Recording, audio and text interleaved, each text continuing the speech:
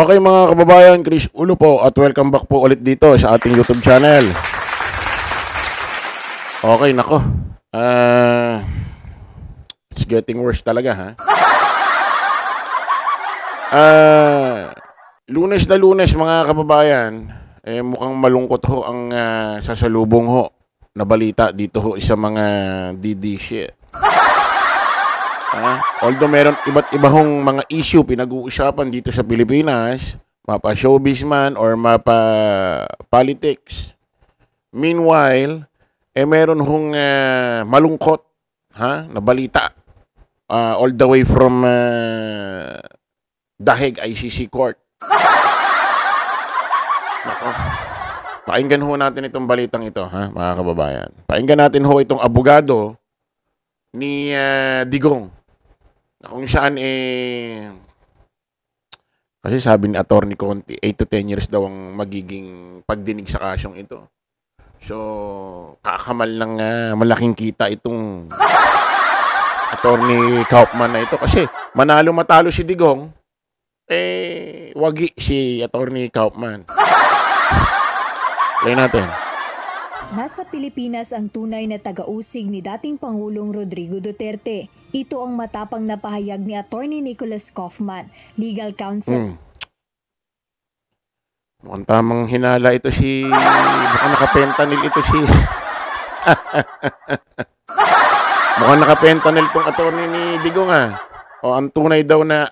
Sa tingin niya, ang tunay na taga-usig or umuusig kay Digong nasa Pilipinas daw. Sige ata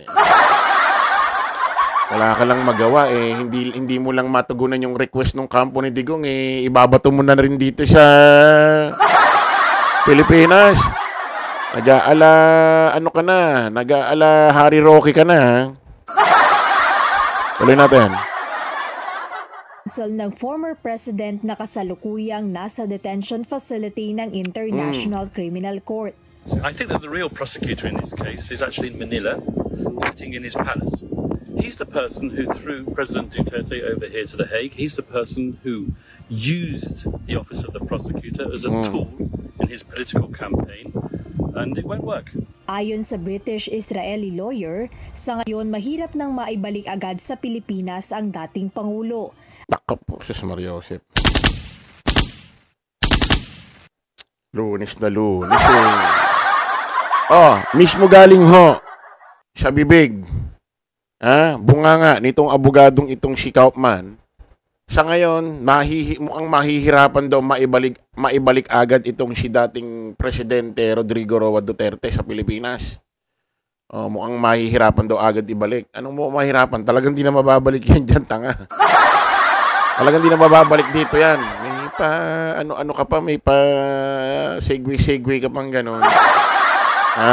Aminin mo na, talagang si Digong, hindi na basta mapapabalik dito sa Pilipinas. Diretsuhin mo na anong sa ngayon. Ano ka pa, parang pini 50% pag-asa, 50% bigo mo pa yung mga DD shit. Kasi matindi nga ho, kinakaharap ho ng kaso ni Digong. Isipin mo, nangangarap kayo mapauwi sa Pilipinas. Makapag-oath-taking yan, hindi nga makapag-oath-taking Hindi nga makapanumpa Para, kasi nga nanalo ito si Digong, di ba?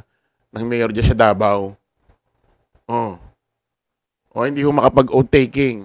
According sa balita dito, na kay Pangulong Bongbong Marcos para makapag-oath-taking siya. Hindi ka siya pwede siya makapag-oath-taking via Zoom. Tapos yung paa niya nakatungtong doon sa lupa ng The Hague or Netherlands or ICC. Kailangan na siya territorial ng Pilipinas. May isa raw pag-asa dyan. May isang may isang paraan dyan. Lumabas si Digong sa ICC building, bumiyahe siya papuntang Philippine Embassy. Kung asan man ang Philippine Embassy dyan sa Netherlands or dyan sa The Hague. Doon siya pwede makapag-o-take, makapanumpa. Ang kinakailangan lang daw, ni Pangulong Bongbong? Yung kanyang permiso. Halimbawa, sasabihin ni Pangulong Bongbong, hayaan nyo na si Digong maka-outtaking dyan sa loob ng Philippine Embassy dyan sa The Hague or Netherlands. Para matigil lang yan. Ang problema naman, kahit pumayag daw si Pangulong Bongbong, utusan yung Philippine Embassy dyan sa The Hague or Netherlands na, mag-outtaking si Digong dyan, payagin nyo makapasok ng compound. Kung hindi rin naman siya papayagan, palalabasin ng mga taga-ICC, wala din. Isipin mo nga, Atty. Kaufman, hindi nga makapag-outtaking pauwiin pa. Paano pa mangyayari yun? Diba? Ikukumpara mo na lang dun Kaya huwag na kayong mangarap, makauwi yan. Makauwi man yan, ewan ko rin sa mga keyboard warrior sa FB. Pag nasa garapo na raw, ewan ko ba sa mga yan. Di ba? Mangarap pa kayo makauwi, outtaking di nga magawa, uwi pa. Kaya huwag mo na sabihin, Atty. Kaufman, na sa ngayon, mukhang mahihirapan makauwi si Digong sa Pilipinas. Ano sa ngayon?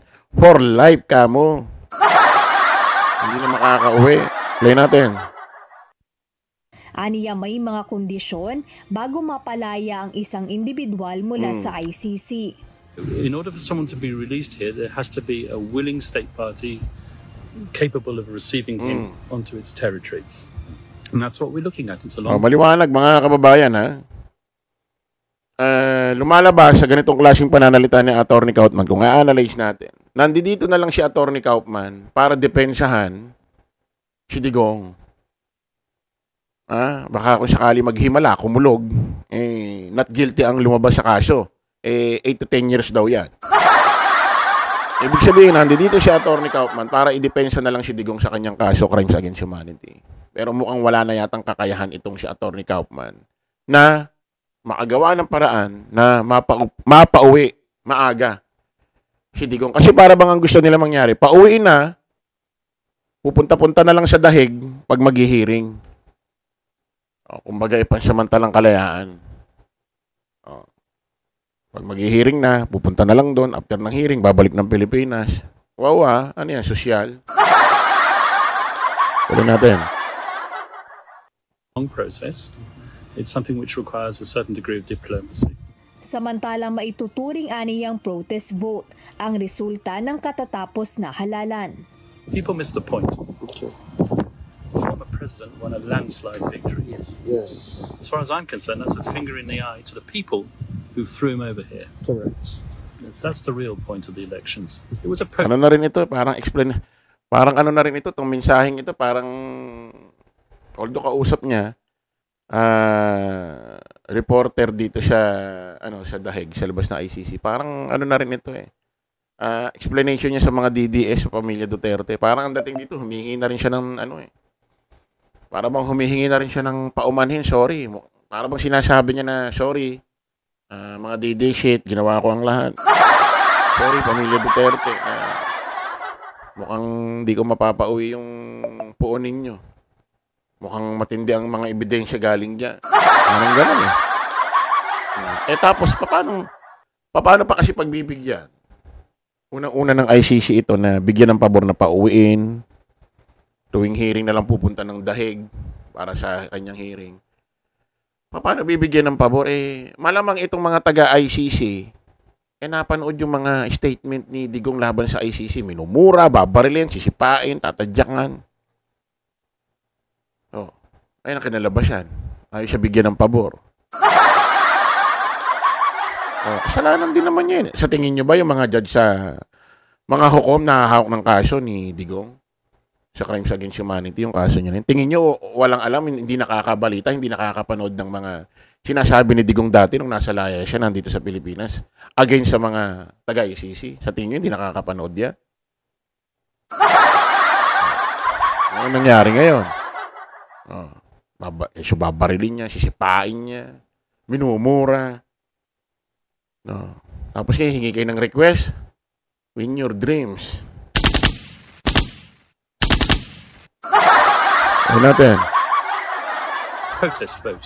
Hindi na nagbigay ng pahayag pa si Atty. Kaufman tungkol sa panunumpa ng dating Pangulo bilang alkalde ng Davao dahil isa itong legal na usapin na hinahawakan ng mga Pilipinong abogado. Jed Neresina, UNTV News and Rescue. Ayan yung masama nga dyan. Ha? Paano nyo mapapaniwala ang mga DD shit na may possible na makauwi si Digong ng maaga? Outtaking nga, di outtaking nga, di magawa. Tapos, ano pa? Makalabas pa, makalaya pa ng pansamantala o uwi ng Pilipinas. Pupunta-punta na lang ng dahig pag mag-hearing. Kumbaga, igagawin yung bakasyonan, gano'n. Tapos shopping yung mga iba dyan. So, malungkot ito, mga kababayan. Kasi, alam naman natin, ito ang pinakaunang goal, pinagtatanggol ng mga DD shit eh. Sabi ko nga, ang sabi nila kay PBB, ang weak leader. Tingin ko kayo weak leader eh. Kasi kung talagang hindi kayo weak leader, grupo ng mga DD shit, pamilya Duterte, hindi nadala ang tatay nyo dyan. Dapat nakaisipin ng technique, strategy. Sino ang weak dun? Hindi kayo, kasi nahayaan nyo, yung tatay ninyo, madala doon. Sino ang may mga pagkukulang dyan? Meron bang weak leader na hanggang ngayon, presidente pa? Meron bang weak leader na sa administrasyon niya nahuli si Pastor, nahuli si Digong? Paano naging weak leader yun? Strong leader ka mo yun. Diba? Okay, maraming salamat mga kababayan. Kita-kita ulit tayo sa panibagong vlog live. Bye-bye po.